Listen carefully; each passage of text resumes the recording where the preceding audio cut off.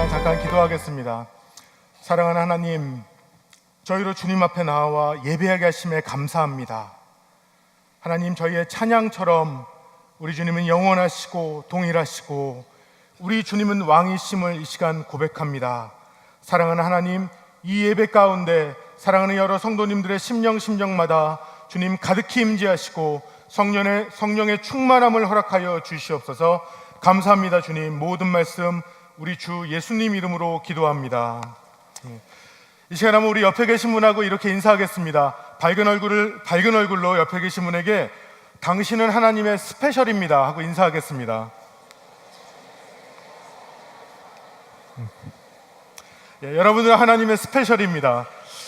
오늘 본문은요, 나를 이렇게 스페셜하게 특별하게 여기시는 우리 주 예수 그리스도가 어제나 오늘이나 영원토록 동일하시다라는 말씀입니다.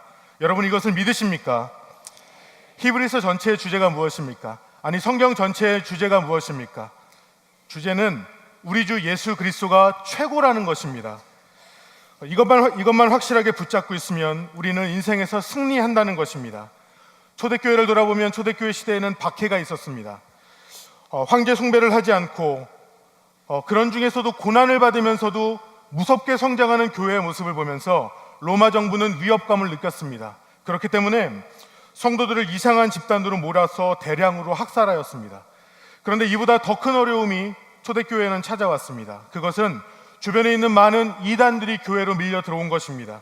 교회에 거짓 선지자들, 이단들이 들어와서 그들이 주장하는 것은 무엇이냐면 예수님은 참 좋은데 때로는 참 인간이 아니라고 말할 때도 있고 때로는 예수님은 하나님이 아니라고 말하는 때도 있는 것입니다. 초대교회 성도들은 많은 혼란에 빠졌습니다. 무엇이 진리이고 무엇이 핵심인지, 예수님이 누구신지 혼동하게 되었습니다. 교회사에 관심을 가지고 지나간 역사를 쭉 돌아보다 보면 의문이 드는 것이 있습니다. 왜 그렇게 기독교에는 이단이 이렇게 많은 것인가? 이 문제는 지금도 마찬가지죠. 궁금했습니다. 왜 이렇게 이단이 많은가? 고민하다가 제가 내린 결론은 이것입니다. 우리 주 예수 그리스도를 통해서 받은 이 피 묻은 십자가 복음, 여기에는 결코 타협함이 없기 때문에 그렇습니다. 진짜는 유일하게 하나만 존재하는 것이고요, 다른 것은 인정할 수도 없고 받아들일 수도 없는 것입니다. 오직 예수님만이 길이고 진리이고 참 생명입니다.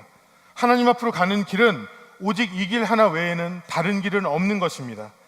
예수님을 존경할 만한 인물이라고 말하면서도 참 하나님이 아니라고 한다면 저희는 그것을 받아들일 수 없습니다. 성경이 꼭 읽어야 하는 좋은 책이지만 이것이 무오한 하나님의 말씀이 아니라고 말한다면 저희는 그것을 결코 받아들일 수 없습니다. 여러분, 물건 중에도 진품이 있으면 모조품이 있습니다. 짝퉁이 있지 않습니까? 아무리 좋다고 할지라도 모조품은 모조품입니다. 말한 사람들이 가지고 다닌다고 해도 짝퉁은 짝퉁인 것이죠. 진품과 비슷한 것을 싸게 사면 그것은 좋은 것이지만 모조품을 진품의 가격으로 산다면 그것은 이상한 것입니다. 진품과 조금만 달라도 모조품인 것이죠. 이와 같이 초대교회 시대에는 예수님에 대해서 말을 하고 있지만 예수님과는 다른 것을 전하려는 많은 이단들의 접근이 있었습니다. 그런데 이러한 이단들이 판치는 그런 속에서 히브리서 기자는 이렇게 외치는 것입니다. 예수님이 진짜라고, 예수님이 최고라고, 우리 주 예수님은 참 신이시고 참 인간이신데 예수님이 나의 인생의 최고봉이라고, 이것을 주장하고 있는 것입니다. 예수님께서 우리를 구원하기 위해서 말로 할 수 없는 엄청난 일을 행하셨는데 그것은 바로 주님이 나를 사랑하시기 때문이라고 히브리서 기자는 이것을 말하고 있습니다. 그러면서 히브리서 마지막 장인 이 13장에서는 한 가지를 더 추가합니다. 제자들과 늘 동행하며 함께 먹으시고 가르치시고 함께 하셨던 예수님인데 이제 예수님께서 죽으시고 부활하셔서 승천하신 후에 이 당시의 사람들에게 예수님이 보이지 않는 것입니다. 물론 함께 한다고 하시지만 가시적으로 볼 수 없고 만질 수 없기 때문에 이들이 어려움이 생길 때, 세속적인 도전이 와서 유혹에 넘어질 때 주님이 보이지 않자 이들의 믿음이 흔들리기 시작하는 것입니다. 그런 속에서 히브리서 기자는 이 말씀을 하는 거죠. 걱정하지 말어. 우리 주 예수 그리스도는 어제나 오늘이나 영원토록 동일하시다. 우리 주님은 이 말씀을 하고 계시는 겁니다. 제자들과 3년의 시간을 함께 하신 우리 주 예수님, 십자가를 지키시고 죽으신 예수님, 그리고 다시 사셔서 승천하신 우리 주 예수님, 우리 주님께서는 지금도 동일하게 함께 하신다는 것이 우리에게 주신 성경의 말씀입니다. 여러분, 이 말씀을 믿으시면 아멘 하시기를 바랍니다. 지금 우리의 시대에도 초대교회와 같은 질문을 하게 됩니다. 하나님 앞에 가는 길이 예수님 이외에도 많다라고 주장하는 그런 시대에 우리가 살고 있지 않습니까? 예수님보다 더 좋은 것이 있다고 말하고 성경이 아닌 다른 것도 진리라고 말하면서 존중해달라고 말하고 있는 그런 시대에 있지 않습니까? 지난 3월에 영국 법정에서는 참 가슴 아픈 판결이 있었습니다.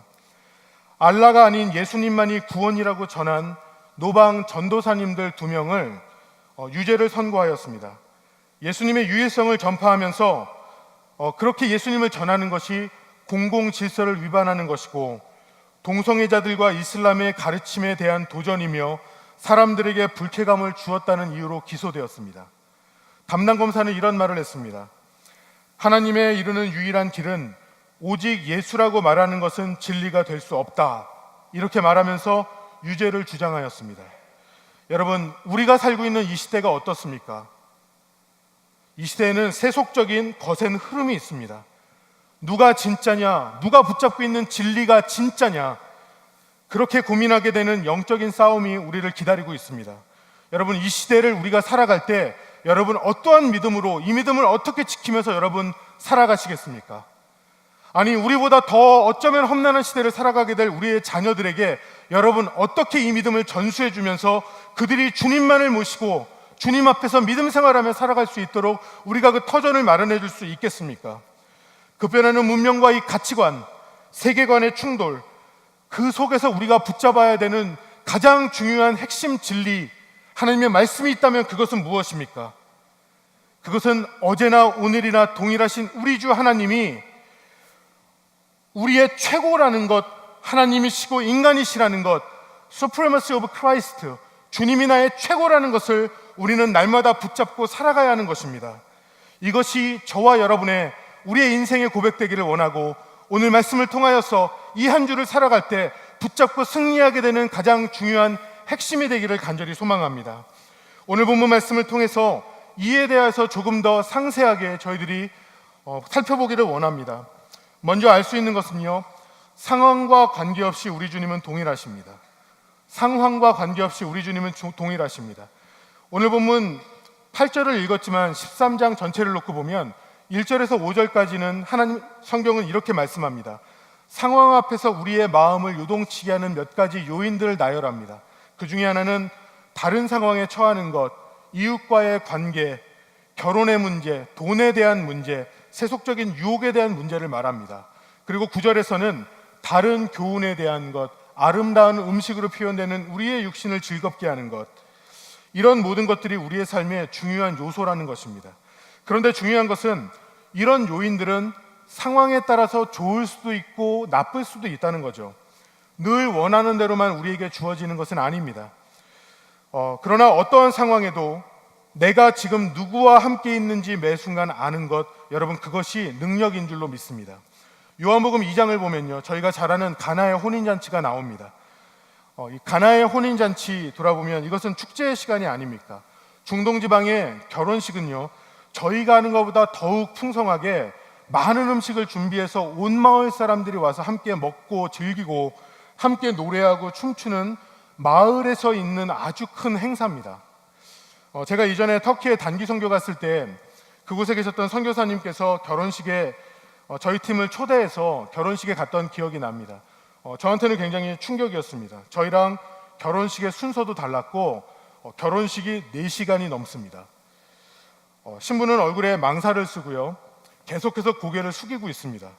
그러면 마을 사람들과 신랑이 같이 막 덩실덩실 춤을 계속 추면서 신부를 막 기쁘게 해주고 선물을 주고 신랑이 신부에게 막 구애합니다. 결혼해달라고 요청합니다. 이미 신랑 신부가 서로 만났고 사랑하기 때문에 결혼하는 건데 이것이 그들의 전통이라는 거죠. 신부가 거의 4시간 내내 결혼해 주세요, 싫어요. 노. 계속 노. 4시간 내내 싫다고 말하는 겁니다. 막 울면서 부모님을 두고 갈 수 없어요. 우리 동생들은 어떻게 해요? 자신이 없어요. 지켜보면요, 이게 다 짜고 하는 건데, 와, 이 질문을 주고받는 걸 보는 게 긴장감이 있습니다. 마을 사람들이 4시간 가까이 됐을 때 이게 너무 심하니까 보다가 막 서로 얘기하는 거예요. 그만 좀 하고 예스 좀 하라고. 그래도 신부가 계속 노 하는데 나중에 조마조마하게 오랜 시간이 지나서요, 드디어 신부가 대답합니다. 예스. 와, 저는 그때 그 대답을 얼마나 기다렸는지 예스 할 때 제가 장가가는 줄 알았습니다. 그 소식을 들으면서 마을 사람들이 막 환호성을 지르고 막 춤을 추고 너무나 좋아하는 거죠. 이렇게 많은 사람들이 축제의 분위기로 기쁨이 막 넘쳐나면서 분위기가 무르익어야 되는데 가나의 혼인잔치에는 포도주가 떨어진 겁니다. 완전히 분위기를 망치게 되는 그런 상황이죠. 그런데 놀라운 것이 무엇입니까? 그 혼인잔치에는요, 예수님이 계셨다는 사실입니다. 예수님은 그곳에서 첫 사역으로 표적을 행하십니다. 물이 변해서 포도주로 바꿔주시고 모든 사람들이 기쁘게 그 혼인잔치를 마무리할 수 있도록 해주십니다. 이것이요, 예수님이 함께 계셨기 때문에 허락된 역사라는 것입니다. 마태복음에 보면요, 예수님이 함께 하셨다라는 이 표현이 36번이나 나옵니다. 그의 이 땅에 태어나심도 하나님께서 우리와 함께 하신다, 임마누엘, 이렇게 말씀하고 있지 않습니까? 마가복음 4장을 보면요, 저희가 잘 아는 제자들이 갈릴리 호수에서 광풍을 만나는 사건이 있습니다. 갈릴리 호수 앞에서 제자들은 이제까지 기세등등하게 사역하다가 큰 광풍 앞에 극도의 두려움을 느낍니다. 예수님을 깨우면서 이렇게 말합니다. 선생님이여, 우리가 죽게 된 것을 돌아보지 아니하시나이까? 예수님을 원망합니다. 이 두려움 속에서 이제껏 함께 하신 예수님이 누구신지 이제는 잊어버리기 시작하는 겁니다. 여러분, 이 상황을 한번 가만히 보시기 바랍니다. 그곳에는요, 물, 배, 바람, 풍랑, 이게요, 원래 그곳에 있었습니다. 그런데 제자들이 원하지 않던 상황으로 상황이 바뀌는 것입니다. 상황이 바뀌게 되자마자 이들의 마음속에서는 불안감이 엄습하고 두려움이 가득했습니다. 그런데 여러분, 여기에서도 동일한 것이 무엇입니까? 그것은요, 예수님이 이곳에 함께하고 계신다는 겁니다. 주님은 바다를 꾸짖어서 잠잠케 하신다라는 상황입니다. 사랑하는 여러분, 상황은요, 변화됩니다. 편하다가도 힘들어집니다. 많았다가도 부족해집니다. 감정도 생각도 언제든지 요동칠 수 있습니다. 세상의 그리스도인들이 왜 큰 어려움에 당하는가? 19세기 초에 복음 전도자였던 이 월버 체프만이라는 사람이 이런 말을 합니다. 배가 가라앉는 이유는 배가 물속에 있기 때문이 아니라 물이 배 안에 있기 때문이다. 마찬가지로 그리스도인들이 세상에서 위험을 당하는 세상에 있는 것이 위험한 것이 아니라 세상이 그리스도인 안에 있는 것이 위험한 일이다. 배는 원래 물 위를 떠다니는 줄만 알았는데 그 물이 배 안으로 들어오더라는 겁니다. 배만 믿고 있었더니 이 상황이 변할 때 위기감이 몰려오고 어찌할 줄을 모른다는 것입니다. 여러분, 문제라는 것은요, 그 본질은 주변의 상황에 있는 것이 아닙니다. 여러분, 문제라는 것은요, 우리 안에 무엇이 있느냐입니다. 상황을 지배하는 줄 알았는데 나중에 봤더니 상황에 대한 두려움이 나를 지배하고 있는 상황이 벌어지는 것입니다. 이런 생각을 하죠. 때로는 내가 정신만 집중하면 상황을 지배할 수 있다. 그럴 수 있는 것 같지만 모든 것이 그렇지 않습니다. 실은 불가능합니다. 삶에는 내가 모르고 내 손이 미치지 않는 영역에서 갑작스럽게 발생하는 상황들이 있습니다. 우리가 하나님 앞에서 열심을 다해서 하나님 앞에 나의 최고의 것을 드리는 것, 이 자세는 너무나 중요한 것입니다. 이 한 가지 자세가 있다면 우리가 인정해야 하는 다른 것은 완벽할 수도 없고 그것을 자랑할 수 없는 우리의 연약함 또한 동시에 우리는 주님 앞에 가지고 나아가야 하는 것입니다. 전에 읽은 한 목사님의 글입니다. 지금은 한국에서 사역하시는데 독일에서 신학 공부를 했다고 합니다. 그러니까 아마 독일까지 가서 공부하신 분이시니까 얼마나 똑똑했겠습니까? 독일에 가서 공부할 때 그곳에 있는 이민교회를 맡아서 담임 목사를 했습니다. 처음으로 담임 목회를 하니까 이분이 좋아서 얼마나 열심히 했겠습니까? 그러니까 이분이 성도님들의 그 사진과 이 가족 상황을 가지고서 그렇게 기도하면서 얼마 되지 않아서 모든 성도님들의 이름을 다 외웠다고 합니다. 그래서 그 성도님들의 이름을 외우고 나서 스스로 뿌듯해서 그렇게 기도하다가 어느 날 새벽에 문득 이런 생각이 들었다는 거예요. 오늘은 내가 모든 성도님들의 이름을 다 외우면서 기도해야지. 그렇게 마음에 가진 겁니다. 그러면서 마음 한편에서는 어떤 생각을 했냐면, 내가 만약에 이렇게 기도하는 걸 성도님들이 옆에서 들으면 나를 얼마나 좋아하고 놀라 할 것인가. 그러면서 성도님들을 부모님부터 자녀까지 쫙 기도를 하면서 이름을 외쳤다고 합니다. 기도를 마치고 나서 어떤 일이 벌어졌을까요? 많은 성도님들이 역시 우리 목사님, 벌써 어떻게 이걸 다 기억하셨을까? 놀란 것이 맞습니다. 그런데 이게 오래 가지 않았다고 합니다. 왜냐하면 실수로 한 명의 이름을 빼먹었다고 합니다. 난리가 났다고 그래요. 나는 성도가 아니냐, 교회가 이런 얘기가 아니라 나는 독일이 싫다, 프랑스로 이민 갈 거다. 그분에게 사과하고 마음을 풀어드리는데 아주 큰 애를 먹었다고 합니다. 여러분, 내 자신도 우리는 최선을 다하는 이 좋은 자세 한 가지가 있지만 100% 완벽할 수 없다라는 것에 우리 모두는 동의하지 않습니까? 여러분, 우리가 그렇기 때문에 무엇을 온전히 의지해야 하겠습니까? 무엇이 우리 안에 가득해야 할 것이고 무엇을 우리는 굳게 잡아야 하는 것입니까? 상황도 사람도 내 자신도 아닙니다. 여러분, 우리가 붙잡아야 하는 것은 우리 주님입니다. 어제나 오늘이나 영원토록 함께 하시는 우리 주님을 나는 굳게 붙잡고 매 순간 주님 의지하면서 주 예수님의 이름을 부르짖으면서 우리는 그렇게 살아야 한다는 것입니다. 가나의 혼인잔치에도, 폭풍 중에도, 이스라엘 백성들이 광야를 갈 때에도 주님은 동일하셨습니다. 함께 하셨던 겁니다. 항상 동일하신 주님이 함께 하신다는 그 사실, 예수님은 상황을 뛰어넘어서 우리를 사랑하시고 역사하신다는 것을 우리가 믿고 의지할 수 있는 저희 모두가 되기를 간절히 소망합니다. 두 번째입니다. 두 번째는 주님께서는요, 시간에 관계없이 동일하십니다. 이스라엘 백성들에게 있어서 예루살렘 성은 신앙의 어떤 중심 같았습니다. 그것에 의지하여서 신앙생활했고 그것을 바라보면서 기도했습니다. 그런데 결코 무너지지 않을 것 같던 하나님의 도성인 예루살렘 성이 기원전 586년에 바벨론의 침공 때 성이 무너집니다. 다시 재건을 했지만 기원 후 70년에 로마에 의해서 예루살렘 성이 다시 무너집니다.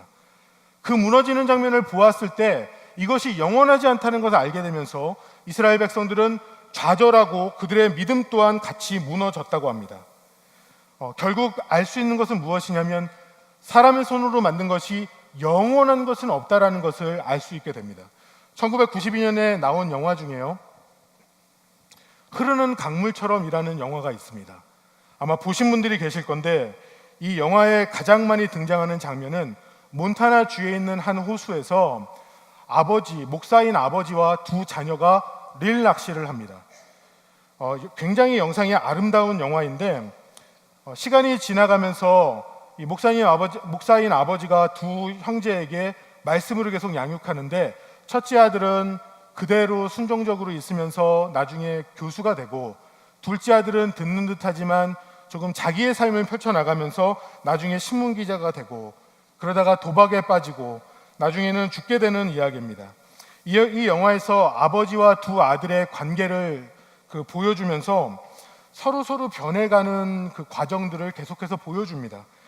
그런데 영화가 거의 끝나갈 무렵 아버지의 독백이 굉장히 인상적이었습니다.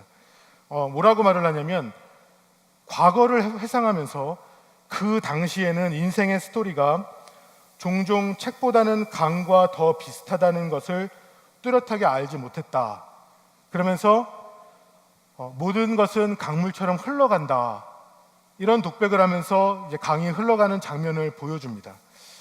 저는 그 영화를 보면서 굉장히 많은 생각을 했는데, 흘러가는 이 강이 흘러가지만 시간이 흘러가는 것 아닙니까? 그 속에서 영원한 줄 알았고 문제가 없는 줄 알았고 견고한 줄 알았는데 이것들이 변해 간다라는 것입니다. 우리 주변에서도 보면 붙잡고 있었지만 시간의 흐름에 따라 변하는 것을 어느 누가 이것을 막을 수 있겠습니까? 그런데 저희들이 오늘 본문에서 말씀하시는 예수님을 주목하기를 원합니다. 예수님께서는 흘러가는 시간에 피할 수 없는 이 변화 앞에서 예수님은 어떻게 하셨습니까?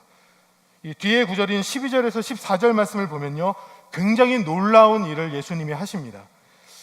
12절 말씀을 보면 이렇습니다.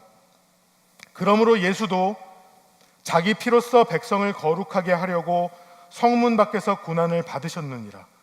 굉장히 이상한 구절입니다. 예수님께서 이 땅의 왕으로 오신 예수님인데 성 안에서 죽으셔야 되는데 성 안이 아닌 예루살렘 성 바깥의 장소를 택하셨다는 것입니다. 14절 말씀은 이어서 이렇게 말씀합니다. 우리가 여기에는 영원한 도성이 없으므로 장차 올 것을 찾나니. 무슨 말씀이냐면 예루살렘 성이라는 것은 견고해 보이고 크지만 이것은 영원한 도성이 아니라는 것입니다. 언제나 동일하신 영원하신 예수님은 장차 올 도성을 바라보면서 그 성 밖에서 구원을 이루셨다라는 사실입니다. 그렇기 때문에 13절에서는 이를 알고 믿는 성도들에게 굉장히 강력하게 도전을 합니다. 그 말씀은 그런즉 우리도 그의 치욕을 짊어지고 영문 밖으로 그에게 나아가자. 그의 치욕을 짊어지고 영문 밖으로, 성의 밖으로 나아가자라고 말씀합니다. 여러분, 우리에게 적용하면 우리에게 있어서 성은 무엇이고 성 밖은 과연 무엇입니까? 어거스틴의 저서 중에 하나님의 도성이라는 책이 있습니다. 그 책에서는 멸망하지 않고 영원할 것 같았던 이 초대교회 당시에 로마가 멸망하는 장면을 보면서 기독교의 관점으로 세상의 도성과 하나님의 도성에 대하여서 비교하면서 설명하는 책입니다. 그 내용 중에 이런 말을 합니다. 우리들에게는 두 가지 도성이 있다는 겁니다. 이 두 도성은 두 가지 종류의 사랑에 근거한다는 것입니다. 지상에 있는 도성은 하나님을 경멸하고 자기를 사랑하는 데 근거를 두고, 하나님의 도성, 이 천상의 도성은 자기를 경멸하고 하나님을 사랑하는 데 근거를 둔다는 것입니다. 결국 이 책에서 말하고 있는 것은 지상의 도성이라는 것은 우리에게 적용하면 우리에게 편한 것, 안정적이라고 느끼는 것, 나를 사랑하는 데 필요한 것들을 말합니다. 나의 생각, 내가 즐기기를 원하는 물질들, 나의 의지, 때로는 나의 자존심이 될 수도 있습니다. 여러분, 고난이라는 것이 과연 무엇입니까? 단순히 힘든 것을 고난이라고 말하는 것이 아니라, 고난은 내가 익숙하고 안정적으로 느끼는 것에서 벗어나 있는 상황, 그것이 고난이 닥치는 상황이 됩니다. 그렇기 때문에 치욕을 짊어지고 영문 밖으로 그에게 나아가자라는 이 13절의 말씀은 성도들에게 어떻게 도전하는 것이냐면, 예수님의 본을 따라서 자원하는 심령으로 나에게 익숙한 것에서 떠나서 주를 따라가자라는 것을 말씀하고 있습니다. 그것이 보이지 않지만 장차 올 하나님의 도성, 영원한 도성, 하나님의 나라를 사랑하는 삶이라는 것입니다. 여러분, 이 말씀에서 치욕을 짊어진다라는 것은 그러면 어떠한 의미가 되겠습니까? 내가 좋고 편할 수 있는, 많이 가지고 누릴 수 있는 권리를 포기하고 오히려 힘든 삶을 선택했기 때문에 예수님을 모르는 세상의 사람들이 볼 때 왜 저런 일을 하냐고, 왜 저렇게 바보 같은 일을 하냐고 조롱거리가 되고 치욕이 된다라는 것입니다. 그런데 베드로전서 4장 16절에서는 이렇게 저희들에게 말씀합니다. 만일 그리스도인으로 고난을 받은즉 부끄러워 말고 도리어 그 이름으로 하나님께 영광을 돌리라. 여러분, 그리스도인으로 살아가기 때문에, 그리스도인이기 때문에 받는 고난이 있습니다. 그 고난으로 우리는 하나님 앞에 가지고 나아가며 하나님의 영광을 드러내는 통로로 우리는 삼아야 한다는 사실입니다. 더 쉽게 말하면 이렇습니다. 우리의 삶은요, 예수님을 따라가는 삶입니다. 우리는 예수님을 따라가는 겁니다. 그것이 제자죠. 그런데 예수님께서 누리고 편안하게 있을 수 있는 성 안에 계시는 게 아니라 성문 밖에 계시다는 겁니다. 그렇다면 우리는 성문 밖으로 나아가서 세상에 있는 사람들이 우리를 보면서 왜 저기에 나가서 저런 삶을 사냐고 그렇게 말을 할 때, 그렇게 조롱하고 비웃을 때라도 우리는 때로는 마음이 어렵지만 예수님이 계시기 때문에 우리는 그곳에 가는 삶, 우리는 그 삶을 살아야 한다는 것입니다. 여러분, 왜 그렇습니까? 나의 주 예수님은요, 시간이 아무리 흘러도 변하지 아니하는 영원하신 하나님, 나의 도성이 되기 때문에 그렇습니다. 경기도 용인에 가면 순교자 기념관에 저희들이 잘 아는 주기철 목사님의 고난의 명상이라는 시가 있습니다. 그 시에서 이렇게 말씀합니다. 주님을 위하여 오는 고난을 내가 피하였다가 이 다음 내 무슨 낯으로 주님을 대하오리이까. 주님을 위하여 이제 당하는 수욕을 내가 피하였다가 이 다음 주님이 너는 내 아픔과 평안과 즐거움을 다 받아 누리고 고난의 자는 어찌하여 왔느냐 하고 물으시면 나는 무슨 말로 대답하랴. 주님을 위하여 오는 십자가를 내가 이제 피하였다가 이 다음 주님이 너는 내가 주인 유일한 유산인 고난의 십자가를 어찌하고 왔느냐고 물으시면 나는 무슨 말로 대답하랴. 사랑하는 여러분, 우리들이 이 땅에 크리스찬으로 살아갈 때 때로는 힘들고 때로는 손해보는 것 같고 때로는 어려운 것 같지만 주님이 원하시면 여러분 그 길 가시는 여러분들 되시기를 간절히 소망합니다. 예수님이 기뻐하시는 것이면 지금 내가 아무리 좋은 것이라도 내려놓는 것입니다. 주님이 계신 곳이면 조금 더 힘들더라도 자원하여 나는 그 길을 가는 것입니다. 조금 더 손해보는 일, 조금 더 아픈 일, 근데 내가 그 힘든 일을 할 때 주님이 기뻐하신다면 우리는 그 일을 해야 하는 것입니다. 세상을 너무 모른다는 말 들어야 하면 들어야죠. 주님이 원하시는데 저와 여러분은 이런 삶을 살아야 하는 것이고 이런 삶을 감히 살 수 있을 줄로 믿습니다. 왜 그렇습니까? 영원한 도성 되시는 우리 주님이 시간을 초월해서 우리와 동행하시고 능력이 되어 주시는 그런 삶을 우리는 살기 때문에 그렇습니다. 예수님이 계신 곳이라면 치욕이 된다 할지라도 고난이라 할지라도 가까이 나아가시는 저와 여러분 되시길 간절히 소망합니다. 주님께서 그런 삶을 보시면서 동행하시고 우리를 통하여 전능하신 하나님이 기뻐하시는 놀라운 삶이 우리 인생에 펼쳐질 줄로 믿습니다. 지금까지 이 상황에서 시간 앞에 동일하신 우리 예수님, 상황 앞에 동일하신 우리 예수님을 살펴봤습니다. 그렇다면 다음 질문은 이겁니다. So what? 상황 앞에 동일하시고 시간 앞에 동일하신 우리 예수님이 계시는데 그렇다면 우리는 무엇을 해야 합니까? 여러분, 그렇다면 우리는 어떠한 삶으로 주님 앞에 반응해야 하겠습니까? 15절 16절 말씀을 함께 읽어보기를 원합니다. 15절 16절 말씀입니다. 그러므로 우리는 예수로 말미암아 항상 찬송의 제사를 하나님께 드리자. 이는 그 이름을 증언하는 입술의 열매니라. 오직 선을 행함과 서로 나누어 주기를 잊지 말라. 하나님은 이 같은 제사를 기뻐하시느니라. 항상 찬송하고 선을 행하여 나누는 제사, 주님이 기뻐하시는 제사, 여러분 이것을 한 문장으로 정리하면 우리의 삶으로 드리는 예배라는 것입니다. 지금까지의 시간도 너무나 중요하지만 한 주간의 삶이 더 중요합니다. 저희 모두는 이것을 잘 알고 있습니다. 이렇게 좋고 이렇게 기쁜 정말 주님 앞에 나아가는 이 예배인데 교회를 나가면 주중의 삶이 정말 이렇게 은혜스럽지 않고 예배하는 삶을 살지 않는 것 같은 그런 삶을 살아갈 때가 우리에게는 너무나 많습니다. 주중에는 주님과 전혀 무관한 삶을 살려고 하는지 모릅니다. 그냥 내가 편안한 삶, 그냥 일하고 경제적으로 안정된 것을 위하여 달려가는 삶, 바쁜 이민 생활인데 그냥 마음에서는 주일 한번 예배 정말 정성을 다해 다 드리면 한 주간 주님께서 그냥 축복만 해주시고 아무런 관계 없어도 괜찮을 것 같은데 여러분, 주님의 마음은 그렇지 않다는 것을 우리는 알아야 합니다. 우리 주님은요, 어제나 오늘이나 영원토록 함께 하시며 우리에게 사랑을 베풀어 주시고 눈동자와 같이 지켜주시고 동행하여 주시고 매 순간 우리를 통하여서 찬송을 받으시고 예배를 받으시기를 원하는 분이 우리 주님이시라는 사실을 우리는 알아야 합니다. 저는 제 자신을 보니까 고민이 있을 때 주중에 영성생활이 잘 안 될 때가 있었습니다. 너무 피곤하면 마음이 지치고 찬양하기 싫어집니다. 집중이 안 되고 목소리 높여 찬양하는 것이 싫고 괜히 기도할 때 딴 생각이 나고 괜히 분주한 생각들이 오갑니다. 그럴 때가 있습니다. 사실은 종종 있습니다.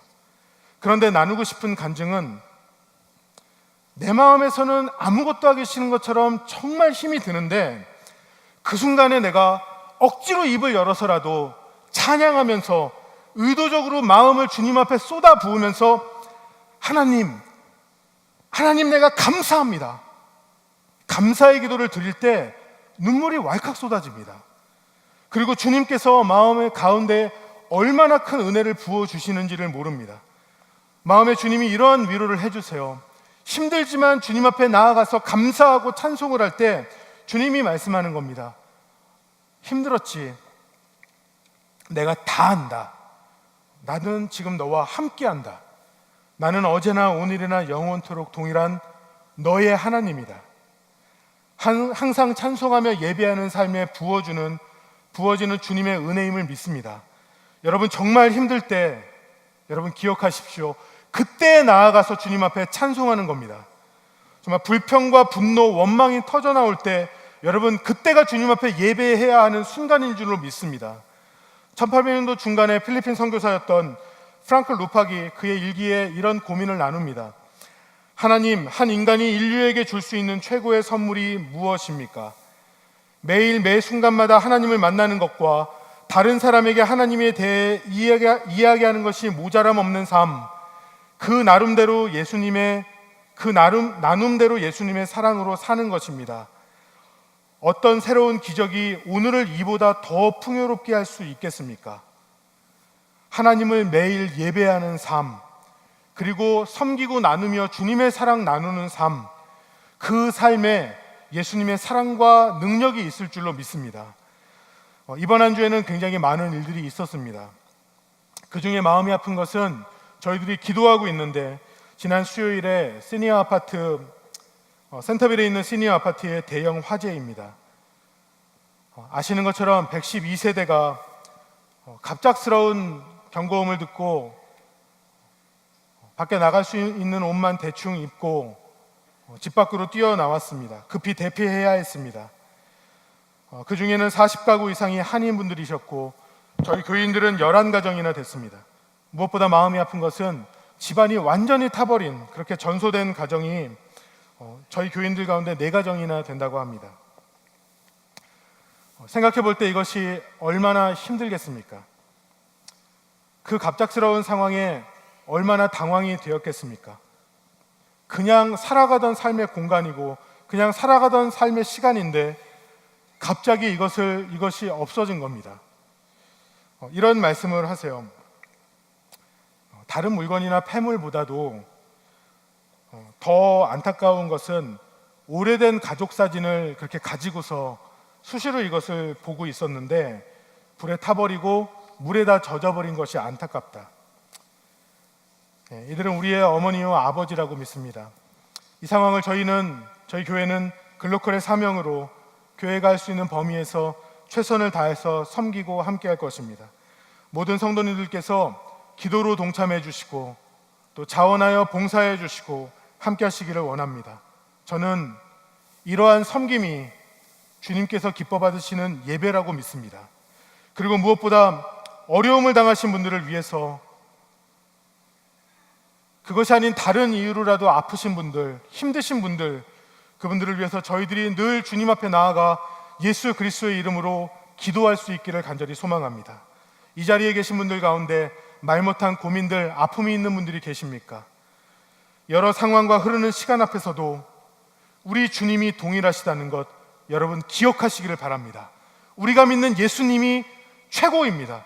그 예수님이 어제나 오늘이나 영원토록 동일하시다는 것, 이것을 꼭 붙잡고 이 자리를 나갈 수 있는 귀한 여러분들 되시길 간절히 소망합니다. 주님 앞에 이러한 어렵고 힘든 상황이지만 감사의 찬양을 드리고 예수님을 닮은 삶을 살려고 할 때 우리 주님이 기뻐 그 예배를 받으시고 우리 가운데 은혜와 능력과 하나님의 기적 같은 역사를 행하시기를 우리 주 예수님의 이름으로 간절히 축원합니다. 이 시간에 잠깐 기도하겠습니다. 사랑하는 주 나의 하나님, 즐거울 때나 슬플 때나 어떠한 상황에도 우리 주님은 동일하십니다. 흘러가는 시간 속에서도 우리 주님은 동일하십니다. 나의 주 예수 그리스도는 어제나 오늘이나 영원토록 동일하신 나의 하나님이심을 믿습니다. 사랑하는 우리 성도님들 기억하여 주시고 동일하신 주 예수 그리스도와 동행하며 늘 깊이 교제하고 항상 찬송하며 예수님을 닮은 삶으로 예배드리는 저희 모두가 되게 하여 주시옵소서. 주님이 나의 최고봉이고 주님이 나의 모든 것입니다. 주님 사랑합니다. 예수님, 이 모든 말씀 우리 주 예수님의 이름으로 간절히 기도드리옵나이다. 다 함께 일어나서 찬양하며 나아가시겠습니다. 주님 그 영광 받으소서,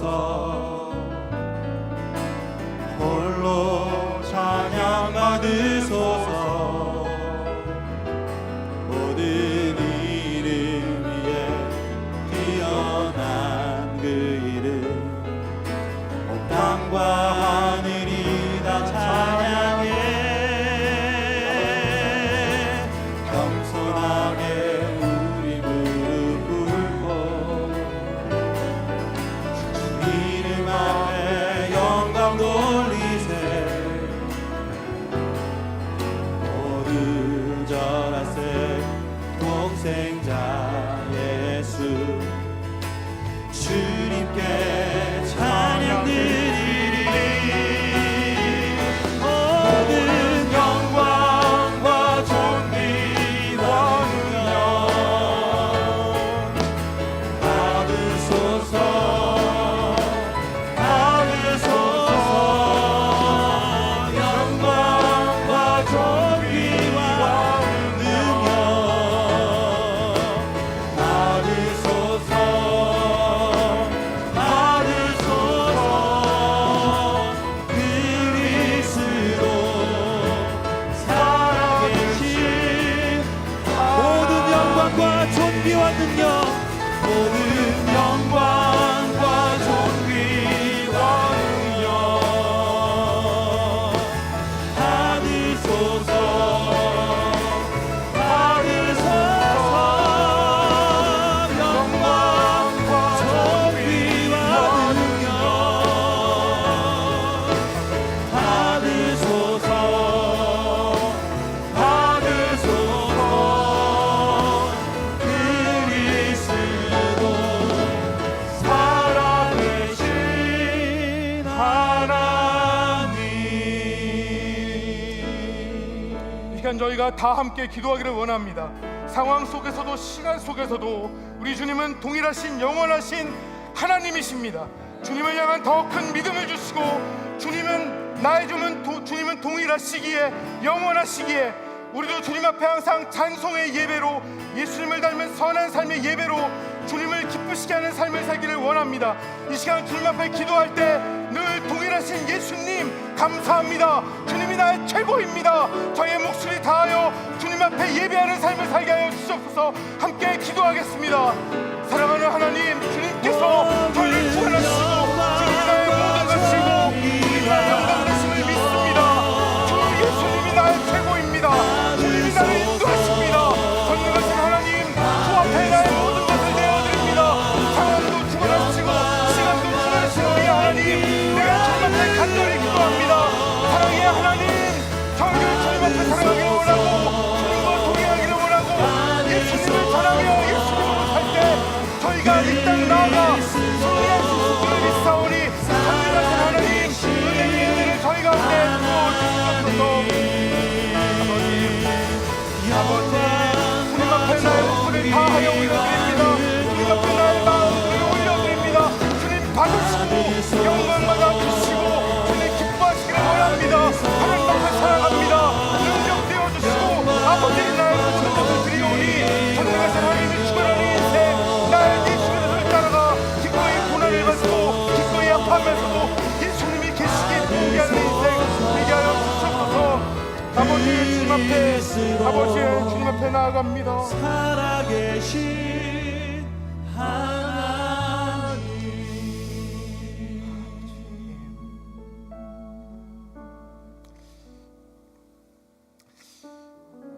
우리 한 번만 더 기도하기를 원합니다. 우리 KCPC 모임차 출타하신 류은열 담임 목사님 위해서 기도해 주시고, 또한 특별히 저희 교회 여러 환우들, 아픈 분들 위해 기도할 때 이번 시니어 아파트 화재로 고통을 겪고 계신 분들, 성도님들, 그리고 모든 가족들을 위해서 기도할 때 주님 불쌍히 여겨 주시옵소서.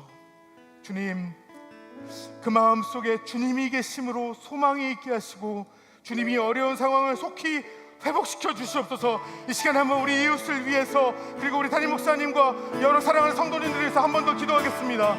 사랑과 은혜 하나님, 저희 교회를 주 앞에 올려드립니다. 하나님, 한국 특별에 마친 목사님 은혜 은혜 주시고 능력 주시고 하나님의 영광이 저리가 한다고 시간을 주셔서 아버지 말씀을 선포되어 대한민국 땅에 전화되게 하시고 주님 앞에 교회마다 세우시게 하여 주옵소서. 특별히 시니어 아파트 화재 건으로 아파하는 우리 성도님들 주님 불쌍히 여겨주셔서 불쌍히 여겨주시고 아버지 함께하여 주시고 하나님 위로하여 주시고 전능하신 하나님 이 상황을 회복되게 하여 주셔서 우리 아버지 어머니들 아버지 당황하고 아파하는 그 속에 하나님을 찾아가 만나 주시옵소서. 이 기회가 주님을 만나는 기회 되게 하시고 주님 앞에 더 큰 믿음 가지고 나아가 하나님의 영광이 세워지는 교회 아버지 하나님 주의 옆에 회복이 속히 있게 하여 주셔서 목사들을 축복하시고 인도하여 주시고 저들의 마음을 위로하여 주시옵소서. 하나님이 함께 하십니다. 이곳에 함께 하시고 주님이 역사하여 주시옵소서.